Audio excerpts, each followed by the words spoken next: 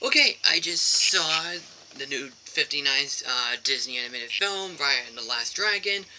This is actually a Disney princess film that's not a musical, whole animated feature, or which I'm kind of glad it isn't on a musical because I actually wouldn't because that's actually something I haven't seen before and and this is like a movie I was pretty excited for, but of course my town doesn't have a movie theater anymore because the mall itself got torn down. Oh, and it's gonna be turned into a warehouse. So I decided, and plus I wasn't paying $30 to see a Disney film. I decided to wait till it comes out for free, and it came out for free today, and I finally have taken a look at it. Or, and finally something original from Disney Animation because it's been nearly 5 years since an original Disney animated film that has come out. Oh, because with that being said, the last original one was basically Moana, which I still really think is a great movie. And the last two films were both sequels. Wreck-It Ralph 2, well, Ralph Breaks the Internet, which I freaking love. I adore the shit out of that movie. And of course, and in 2000, basically, technically last year was Frozen 2. Well, which I thought was which I still think it's better than the original, in my opinion. But Ralph Breaks the Internet was the better movie. Um, what do you call it? So now we have this one. This is from Don Hall, who directed Winnie the Pooh in 2011, and also directed, but I believe he also directed Moana as well.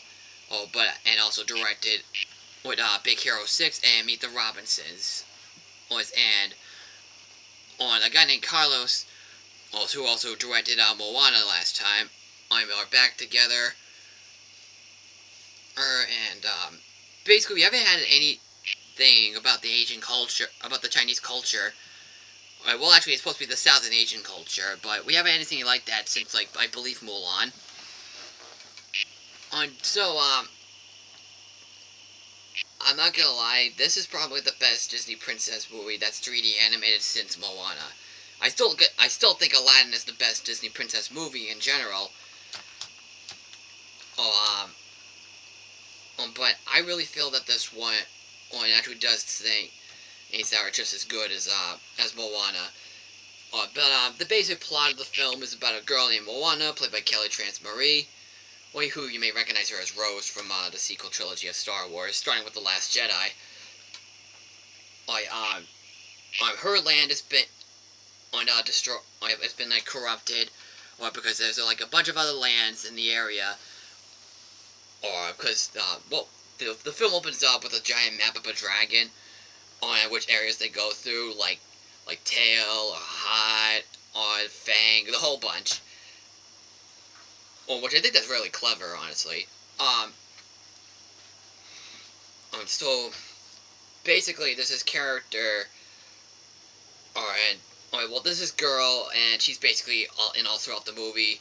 And Raya tries to be friend with her, but the problem was she caused she basically betrays her, obviously, because she was basically working for her mother, who's the ruler of Fang, and wants to take a certain orb, but it's basically a dragon gem, and they want to be and there's like other lands divided, and they want to take it for their own personal power. But there's this evil spirit called the Droon, on a black smoke with purple lighting and stuff, but almost as similar to Moana with the ashes, like with the volcanic ash was destroying everything and stuff. And this is technically that kind of thing. But we'll get to that in a minute. But along the way, Raya's father, or it's not a Disney film where the parent is dead. Technically, it is, it's just basically a curse. Let's know. And the mother's not even in the movie, obviously, which we already know that this was coming. But it actually does something different.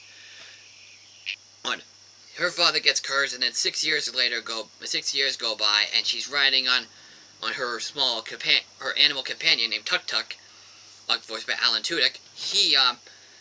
It's like this, say like it's like an armadillo, but almost like a hamster. or almost. I can't. It's hard to tell, but it's so cute though. Oh, it acts like a ball, like how like Stitch does in Lilo and Stitch. Oh, and he's like a car or something, like a big tire. She comes across. Raya and Tuk Tuk come across an abandoned ship. I wonder if that's the ship from the Little Mermaid. I'm kidding. Um, but inside, she only figures out that there's a dragon named Sisu. Oh, and she has to figure out this magical spell for it and stuff. And she summons her. And we do see Sisu herself, played by Aquafina. Which I will get to her character in a minute. Because I got a lot to say about this character. But her and Sisu basically team up and they go to different lands to find the orbs in each land. Well, pieces of the orb in each land. On the next land they come across this little boy who owns a boat and is a cook there. The next land they go to they go to another land and there's this baby, and basically it's a town that may look nice, but it's actually a place where people get pickpocketed. Well, any kind of city could do something like that. And some thieves as well. She comes across this baby, who's basically a con artist, and tries to steal the gems, of course, and with her monkeys. And then after that, they come across a big tough man, played by Benedict Wong, who you may recognize him from Doctor Strange and Avengers Endgame and Infinity War. And then after that they get the last orb at Fang, which obviously does a small bit of betrayal and stuff, some a certain kind of death scene, where you go like no, and a whole bunch. But basically, what Raya's problem is so far.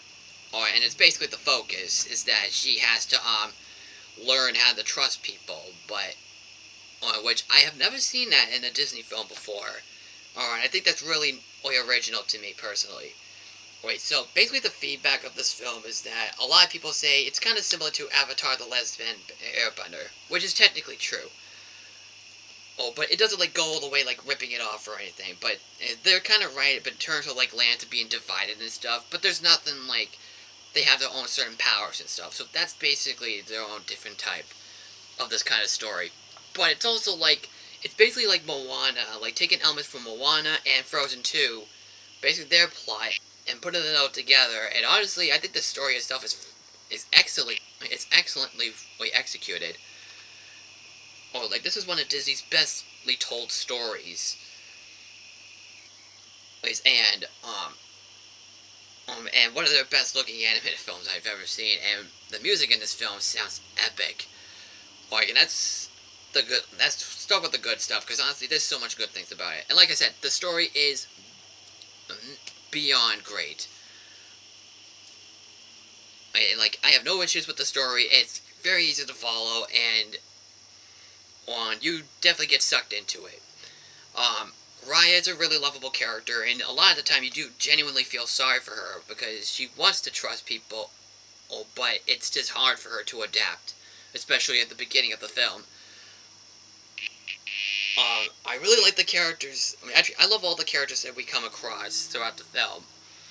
The little boy is great. I thought he got a few laughs. The baby character, is just adorable and funny. Tong is great. I loved him. And the lady that's chasing after Raya is really likable too. Because basically at the end you do feel sorry for her and stuff. So, the action scenes are intense, pretty much intense. I probably say this is.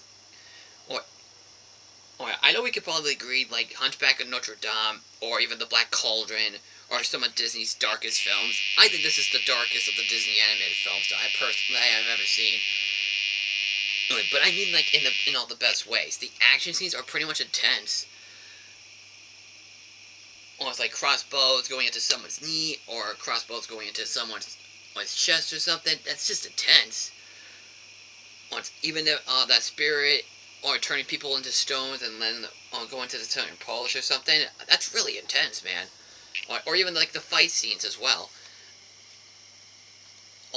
And I really think the animation, like I said before, is so stellar. It is so beautiful and colorful. And the comedy itself, it gets a lot of great laughs, man. This movie is so funny. Well, yeah, I'm not saying it's just as funny as, say, it's The Emperor's New Groove, but it's near the levels, though. Oh, and that's probably thanks to my absolute favorite thing about this movie. Boy, my favorite part of the movie is Sisu, played by Aquafina, and her performance is beyond adorable. The character design of her as a dragon, she is so cute. And when she's a human, I have to admit, she's actually kind of one of the prettiest Disney characters ever. Actually, one of the most beautiful Disney characters. But I like how her hair looks, the color of it, her face design is just so cute. Only beautiful. Oh, and the voice really matches it. She's such, and has such a lovable personality as well. Oh, and she gets the best laughs in the entire movie. I know people must like the little boy the most, but Sisu is the best thing in the movie. Like, she's up there with the genie and Mushu and Olaf. So, well, basically another Disney animated film that has a dragon as a side character, so that's technically like Mulan, but just different.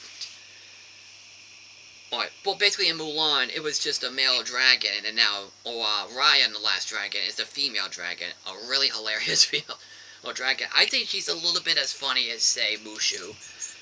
Even though I absolutely adore Mushu, this is the one character I think was, like, the funniest dragon ever. Or there's a great joke in the movie, which I don't want to, like, well, actually, I could just say it. The best joke in the movie for me, I got a huge laugh out of me. It was it's the scene where they're trying to plan out how to try to take the last gem from Fang, and the little boy was like, talking about his plan. When, after that, Sisu talks about her plan, giving him a gift, and to the girl that's chasing him. And she's like, okay, girl, let's do it. Let's save the world. And then her and Sisu were like skipping along with each other. Or that alone got a massive laugh out of me. That's like one of the funniest moments I've ever seen in a Disney film. So, to wrap it up, if I did have a nitpick with the film, it would have to be on the baby character. This movie has like some like magical elements or something. And the baby is basically this cat out of his baby. What I'm trying to get across is that I kind of wish that the baby actually talked, like with an adult voice. Like, go something like Baby Herman from Who Framed Roger Rabbit. That would have been like the funniest thing about this movie as well. Like, it has an adult voice, and I love babies that have adult voices, and they make it funny. Which obviously the best one is Baby Herman and Roger Rabbit. So that's just, and the other nitpick I have with it is that there's a joke. There's kind of a bit of a joke where Sisu is like trying to give out this point to Raya, but it's basically trying to tell a joke, like, like this and whatever and blah blah blah. Or it's I'm like, you could probably do something a little bit better. It only happened a couple times though, but I think something could have been better though. But those are just extremely tiny gripes. They're not massive problems. They're not serious flaws.